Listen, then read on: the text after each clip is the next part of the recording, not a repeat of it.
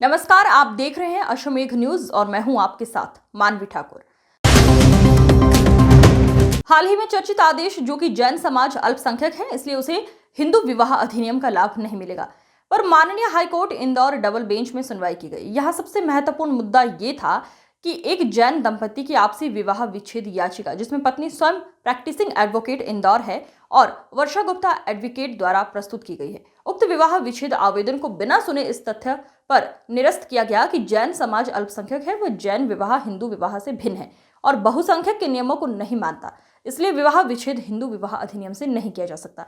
यह आदेश पारित करने की अनुमति सीपीसी की धारा 113 में फैमिली कोर्ट के जज को नहीं है, जबकि उन्हें इस तरह का मुद्दा सीधे हाईकोर्ट को रेफर करना था, इसलिए आदेश प्रथम दृष्टया ही अवैधानिक है। उक्त मामला सर्वप्रथम नितेश बनाम शिखा के रूप में अपील कर उच्च न्यायालय में सुनवाई के लिए प्रस्तुत हुआ।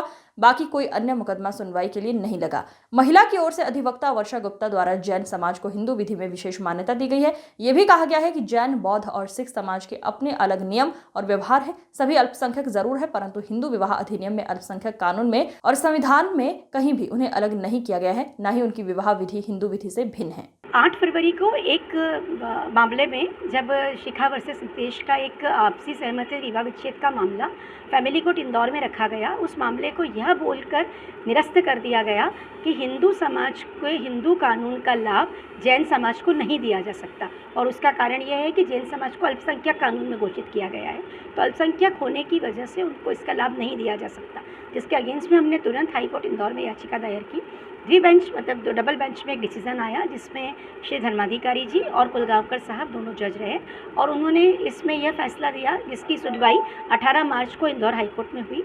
और मेरे द्वारा यह बताया गया कि जिनवाणी तो जैन समाज का जो अपना खुद का ग्रंथ है, उसमें यह भी दिया हुआ है कि जैन समाज हिंदू समाज का अभिन्न हिस्सा है। उसमें यह भी लिखा हुआ है कि विवाह विधि क्या होती है और सप्तविधि के बारे में जानकारी दी है, सप्तपदी की जानकारी दी है, पाणिग्रहण संस्कार की जानकारी दी है। और इस सबको जब मैंने बताया तो जो आज फैसला आया है और यह फैसला हमारे पक्ष में आया, जिसमें खुद कोर्ट ने यह डिसाइड किया, हाई कोर्ट ने, ऑनरेबल जस्टिस ने यह डिसाइड किया कि जैन समाज कहीं ना कहीं हिंदू समाज का ही अंग है।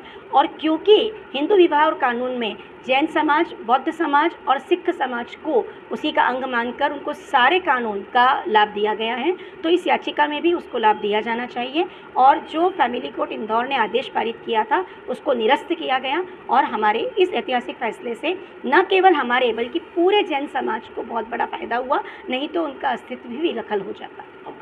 मैं Varsha Gupta advocate Indore high court से 21 वर्षों से प्रैक्टिस में।